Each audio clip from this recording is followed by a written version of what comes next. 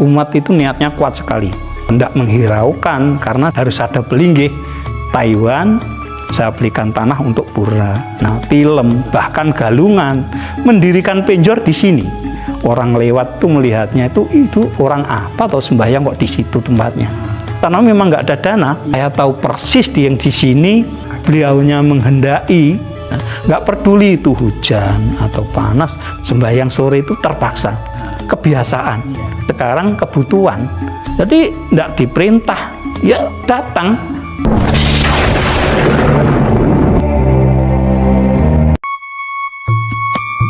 Om Swastiastu, salam budaya, salam sejahtera bagi kita semuanya. Ini sekarang kita akan menuju Pura Windu Bramadya yang berlokasi di Dusun Kenteng Barat, Desa Besowo, Kecamatan Kepung, Kabupaten Kediri. Kita akan mendengarkan langsung dari pengurus pura tentang awal berdirinya pura tersebut. Pura di pegunungan tapi untuk perkembangannya sangat luar biasa. Sekarang kita akan langsung menuju pura yang kita tuju.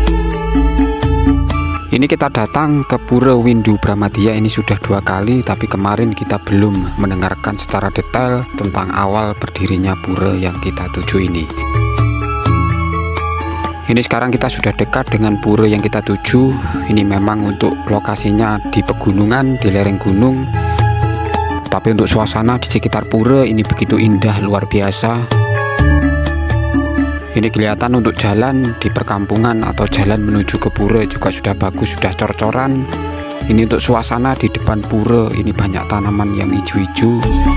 Inilah keindahan alam yang ada di depan Pura Windu Bramadya.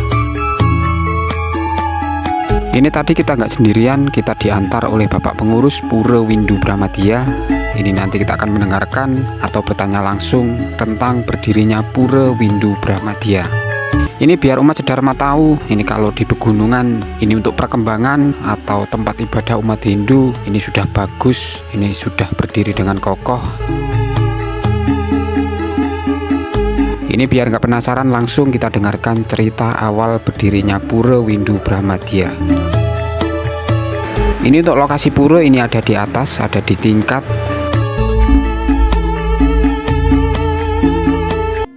Om Swastiastu, Pak. Om Swastiastu.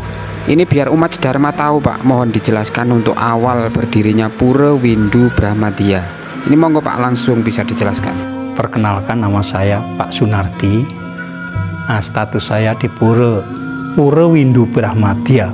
Awal mula berdirinya pura ini, memang saya ini statusnya berdomisili di Dusun Kenteng Timur. Nah, sementara berdirinya pura ini domisili pura ini memang berada di Desa Kenteng Barat. Kenapa saya ikut menjadi pengurus ini? Ya memang dulu namanya panggilan hati. Sebenarnya saya sendiri juga tidak menghendaki atau tidak terpikirkan sama sekali bahwa saya akhirnya menjadi pengurus ini, sekaligus saya menjadi pemangku, salah satu pemangku di Pura Windu Bramadya ini yang berada di Desa Kenteng Barat, Desa Besowo, Kecamatan Kepung, Kabupaten Kediri. Nah, awal mula berdirinya pura ini dulu waktu tahun 2008, ini umat itu sebenarnya sudah punya niat. Ya, umat itu niatnya kuat sekali, ingin mendirikan pura. Ya, saya sih sebelum menjadi panitia, saya cuma melihat aja, mendengarkan bahwa umat yang di Bonse ini ingin sekali mempunyai tempat persembahyangan yang dinamakan pura. Nah, waktu itu memang saya sama sekali juga enggak tertarik atau enggak menghiraukan karena saya memang belum terlibat di sini. Nah, pada tahun 2011 saya ada petunjuk supaya saya ngurusi pura di sini. Nah, sementara bentuk bangunan yang sudah ada pada tahun 2011 itu baru pilar 4 itu yang di pojok utara itu, 4 pilar itu. Mulai dari 2008 sampai 2011 itu yang dapat dibangun oleh umat sini itu 4 pilar itu yang di utara itu. Nah, begitu saya disuruh menangan di sini, saya itu nggak habis pikir kalau ini calon bangunannya seperti ini, terus dana dari mana. Nah, sementara kondisi umat nuwun sewu di sini tuh umat memang menengah ke bawah status sosialnya. Terus saya berpikir waktu itu, dalam hati saya berpikir kalau toh memang di sini harus ada pelinggih dan saya memang ditugaskan di sini, saya yakin bisa. Nah, seiring berjalannya waktu, orang saya sendiri itu sebenarnya tidak ngerti, sama sekali tidak ngerti tentang apa itu tata cara membangun pura, terus cara menggali dana. Sementara umat ini kemampuannya juga waktu itu ini kan ada punya dari anak salah seorang umat di sini kan pergi ke Taiwan. Dia punya nadar, istilah Jawanya kan. Kalau saya diterima kerja di Taiwan, saya belikan tanah untuk pura. Nah, entah berapa meter itu. Nah, sementara umat sini punya menambah 3 meter. Nah, setelah itu mulailah dibangun ini. Nah, seiring berjalannya waktu, saya mencoba mencari dana. Pada waktu itu memang bingung sekali, membuat proposal saya tidak bisa. Terus pengetahuan saya juga dangkal sekali, cetek sekali tentang pura, tentang bangunan, apapun memang saya masih minim. Akhirnya dengan semangat yang kuat bersama umat di sini, sedikit demi sedikit mulai ada aliran dana. Entah dari itu donasi umat sendiri, sedikit demi sedikit. Terus saya berpikir membuat proposal. Pada waktu itu membuat proposal itu juga belum bisa, formatnya itu belum jelas. Nah, akhirnya ketemu teman, itu bisa ngomong-ngomong, terus membuat proposal, saya ajukan ke Bali. Dari rumah ke rumah, dari rumah ke rumah, ya kebetulan di sana ada teman. Ada teman. Itu pun tidak serta-merta saya itu lancar. Banyak sekali rintangan. Yang namanya orang masih awam, Pak, masih awam, perjuangan, penuh perjuangan. Nah, waktu itu umat tetap itu saya suruh sembahyang di sini. Pada waktu itu saya tanami turus lumbung di sini, di tengah ini, persis di tengah cagak ini. Waktu Kliwon, Purnama, Tilem, bahkan Galungan mendirikan penjor di sini, sembahyang di sini. Orang lewat tuh melihatnya itu orang apa atau sembahyang kok di situ tempatnya. Nah, kita nggak ya biarlah orang yang nggak mengerti, tetap dengan tekun umat itu saya ajak di sembahyang di Turus Lumbung ini. Ya, setungkara akhirnya sedikit demi sedikit berjalan, dapat dana dari Bali.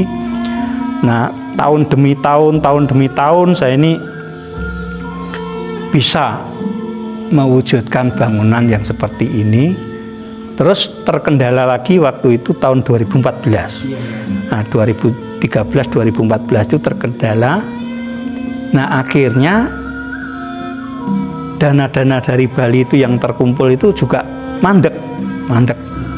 Tahun 2014 habis Gunung Kelut meletus, Astungkara dapat dana itu dari mengajukan dari pemerintah setempat ini, proposal dari ada teman dari DPR itu dapat 50 juta. Itu saya beli ini pelinggih. Waktu itu 106 kalau enggak satu paket ini 106 juta. Itu belinya di mana, Pak? Di Karangasem. Ini batu Gunung Agung. Jadi ini batu Gunung Agung mendatangkan dari Karangasem. Nah, tukangnya juga dari Karangasem. Nah, pada waktu itu ya namanya stok dana memang nggak ada. Sedikit kita wujudkan, sempat terhenti. Pembangunan ini sempat berhenti di tengah jalan.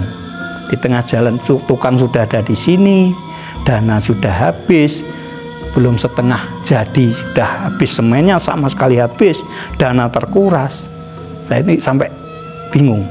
Tapi beliaunya memang menghendaki memang ini harus berdiri. Saya tidak habis pikir waktu. Nah, ini saya merinding, benar-benar merinding. Karena memang sesuatu yang di luar nalar waktu itu. Waktu saya liburkan tukangnya itu karena memang nggak ada dana. Saya ngikuti ada acara pernikahan di situ. Pada waktu saya mengikuti, ternyata ada WA masuk, Pak, tolong kirim nomor rekening. Bener ndak ini saya? Bener ndak, mikir. Begitu saya kirim, selang 10 menit sudah, Pak, sudah saya transfer 2,5 juta. Waduh, ini bener ndak? Saya sampai nggak habis pikir ini. Nyata tapi nyata. Saya cuma ngeluh di sini. Kalau memang bener beliaunya mau melinggih di sini, tolong saya kasih jalan. Nah itulah. Makanya saya yakin di sini, saya tahu persis yang di sini karena saya ngelakoni langsung, menangani langsung, mencari dana langsung. Jadi kesulitannya seperti apa? Bahkan dulu dari orang-orang yang tidak percaya dengan saya, maaf, pada waktu itu memang belum mengerti proposal itu ada dana masuk, itu lewat rekening saya karena belum tahu ini aturannya seperti apa. Sempat dihentikan di Bali itu, sempat dihentikan. Ada teman. Itu belum ada rekening pura, Pak ya? Belum ada. Terus akhirnya orang itu kan cemburu, Iya. dikira saya habiskan. Seperti Bapak Mas tahu kan kondisi saya seperti itu. Iya. Skala saya perhitungkan, saya bertanggung jawab, saya merinding. Skala itu maksudnya dunia akhirat. Iya. Saya pertanggungjawabkan. Kalau saya macam-macam ini nggak akan berdiri. Ini nilainya ratusan juta. Ini bahkan kalau kita kalkulasi mulai dari tanah, pekerjanya sampai materialnya terus berdiri hampir 800 juta Pak ini nilainya. Nah ini upacaranya udah waktu melaspas itu menghabiskan dana sekitar 30 juta waktu itu. Lah dana itu dari mana kan nggak sangkan parani kita itu dari mana, kalau umat juga nggak kuat kan, nggak tahu. Ini pelinggihnya itu bagi saya luar biasa dari batu, dan tidak banyak pura di Kabupaten Kediri ini yang sudah mempunyai IMP. Nah sementara sini sudah ada IMP-nya, Hadiah Tungkara bisa berjalan lancar. Nah saya minta tolong kalau ini sudah diekspos, tolong PR saya itu masih banyak Pak. Iya. Candi Gelung ini sekitar 200-an juta, Candi Betar itu 100 juta. Kalau memang ada peduli, sementara ini saya memang karena sesuatu dan lain hal memang saya belum mengajukan proposal lagi. Stagnan memang saat ini saya. Nah ini PR saya yang paling berat ini Candi Gelung sama Candi Bentar. Kalau toh itu sudah selesai, mungkin sudah bisa mentek linggih. Nah bisa bayangkan Mas, kalau umat hanya sekitar 17 kakak, yang produktif itu hanya 6 kakak, kalau bisa membangun seperti ini kan mustahil sebenarnya. Iya, mustahil. Tapi kalau memang itu beliaunya menghendaki, tidak ada jalan yang tertutup kalau kita mau berusaha dan yakin. Jadi pada waktu itu saya kembali lagi tadi, waktu itu ada bel rekening masuk itu setelah acara pernikahan itu selesai. Saya kan buru-buru supaya tukangnya besok bisa kerja, saya ambil di bank rencana itu. Nah setelah saya pergi ke sana itu sampai di pura, ya seperti Bapak tahu kan ada di pura, dapat bel lagi dari siapa ini, kok nomornya asing. Pak ini saya rombongan dari Bali mau nangkil ke pura Bapak. Wah bener ndak ini? Lagi-lagi saya begitu karena memang saya mengalami. Jadi ya kalau orang yang tidak terjun langsung mengalami, menjalani, nah akhirnya saya nggak jadi beli semen. Saya urusi dulu ini tamu ini, datanglah dari waktu itu 2 bis. Nah sementara jalan situ tutup Pak, karena ada pernikahan. Nah, akhirnya lewat desa Kebonrejo, jalan kaki ke sini. Nah ninggali uang berapa? 4 juta. Wah ini saya luar biasa ini. Ini memang Dari Bali itu dari kabupaten mana Pak? dari Karangasem, campur dari ini macam-macam. Itu sering ini yang donasi-donasi, donatur atau yang mempunyai ke sini tuh sering. Memang dulu waktu ini aktif membangun, sering ada datang sini mempunyai itu ada 2 juta, 3 juta gitu. Untuk 1 tahun ini pernah ada kunjungan? Kosong ini selama 2000 berapa ya? 2020 ini saya memang berhenti.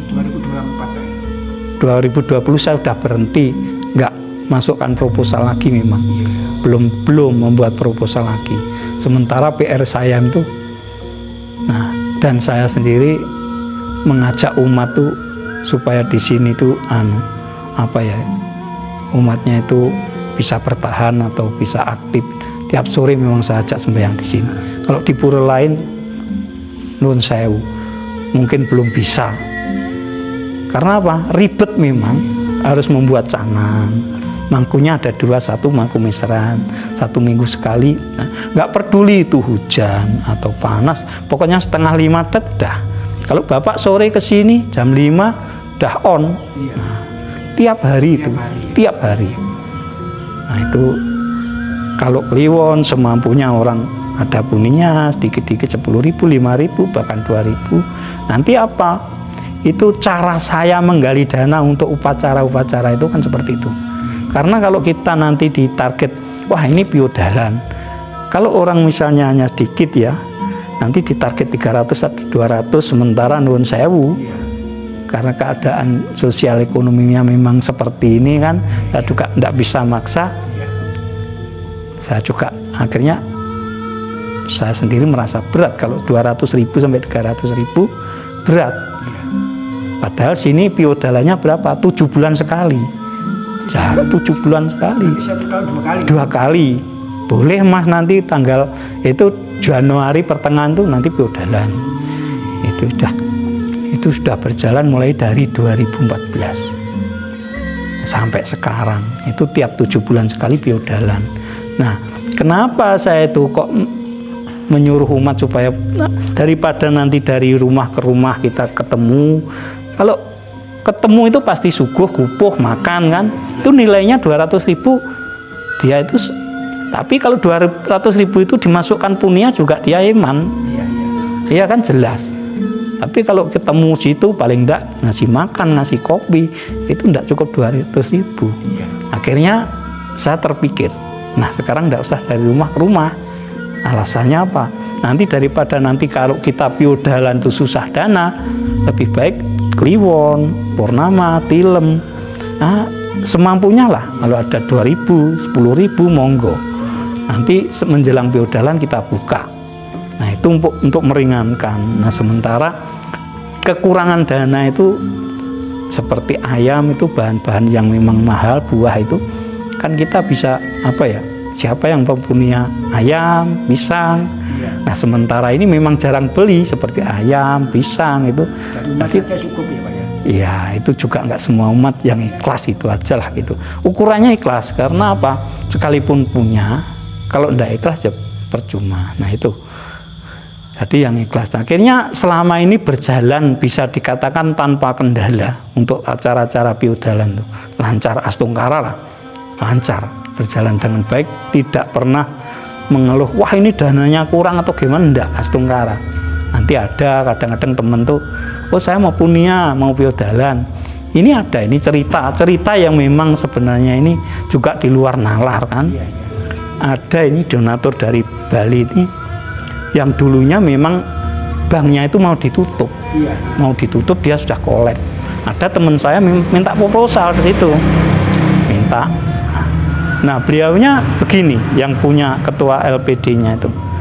Ya, ini saya ada uang 300. Untuk pura apa kan ini? Untuk pura di sana namanya ini. Ya, tolong saya doakan di sana, bilang sama mangkunya. Supaya bank saya ini tidak kolab, tidak ditutup. Nanti bisa saya sambung ke sana. Nah, astungkara dikabulkan, Pak. Sampai sekarang beliaunya tuh sampai sekarang waktu itu sudah mau ditutup, sekarang sudah asetnya 5 miliar. Makanya dia selalu ingat setiap biodalan tuh, selalu ingat mau punya 1,5 juta. Nanti kalau saya memang ada acara misalnya ngerame gitu, saya posting itu, dia ngirimi entah 2 juta, entah pasti itu. Kalau enggak dikasih tahu marah, karena dia merasa berjasa. Di samping itu dia merasa apa ya, terselamatkan, entah gimana, yang namanya orang percaya dan yakin itu kan. Makanya dia setiap biodalan pasti entah 1 juta, entah 1,5 juta itu pasti. Akhirnya bisa meringankan. Dan cara-cara itu memang, maaf ini ya, memang kapasitas berpikirnya umat atau keadaan umat memang seperti ini, jadi kita maklumi. Tapi astungkara berjalannya bagus di sini, sangat-sangat bagus. Tiap sore orang itu akhirnya tadinya merasa terpaksa, Pak. Sembahyang sore itu terpaksa. setelah merasa dipaksa akhirnya kebiasaan. Iya. Kalau sudah biasa, nah sekarang kebutuhan. Dia merasa butuh. Iya. Jadi tidak diperintah, ya datang. Itulah ini yang sudah mulai. Ditumbuh kembangkan. Nah, hasilnya udah nampak sekarang bahwa orang itu menciptakan rasa butuh itu seperti apa, kan sulit Pak itu. Sulit. Kalau orang merasa dipaksa, ayo ke pura, tidak mau.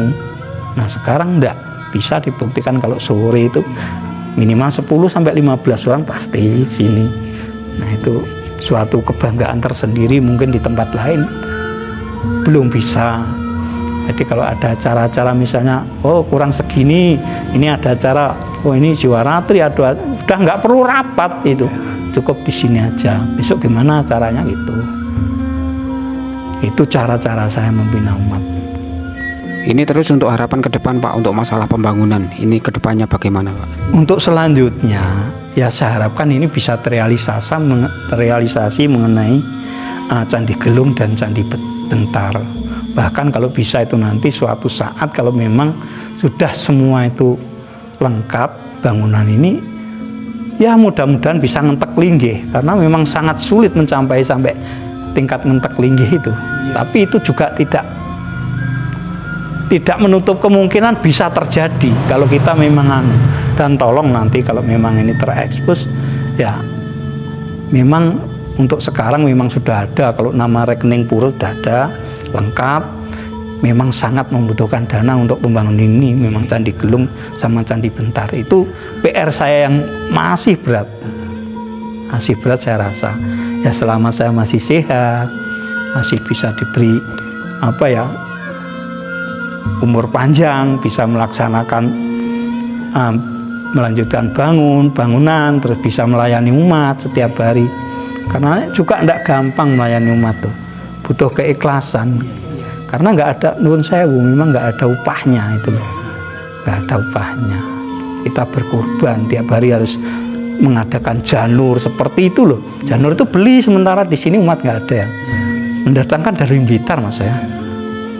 Nah, tidak semudah yang dibayangkan kok tiap hari ada janur, beli Pak itu. Orang umat sini sudah nggak punya janur, jadi memang harus kita usahakan itu. Pak, satu lagi pertanyaan saya. Sekitar tahun 2014 itu kan ada gejala gunung meletus. Bagaimana kondisi pura di sini, Pak? Kondisi pura ini sebelum ada Pelinggih 2 ini memang bangunan ini kan sudah kokoh. Nah, sementara bangunan ini masih yang separuh ini, yang sebelah utara. Ini memang tidak terpengaruh sama sekali karena ini tebal, memang tebalnya deknya ini 16 cm. Jadi nggak terpengaruh lah, nggak sampai rusak. Dan itu belum ada pelinggihnya. Ini yang selatan ini baru 5 tahun lah yang selatan nih. Kalau yang utara ini dulu waktu ada gunung meletus kondisinya memang rumah di sekitar sini rusak. Tapi pura ini Astunggara selamat. Memang belum ada pelinggihnya sama sekali, masih terbuka gitu aja. Jadi pasir banyak Pak, banyak pasir itu. Ya sudah Pak, terima kasih penjelasan yang diberikan kami bertiga. Semoga umat Hindu yang ada di Bonse Pak Ya, Kendeng Barat Pak, Kendeng Barat Bonse tetap sejahtera ke depannya, semakin berkembang umat Hindu yang ada di desa Kendeng Barat ini. Terima kasih. Om Santi Santi Om. Om Santi Santi Santi Om.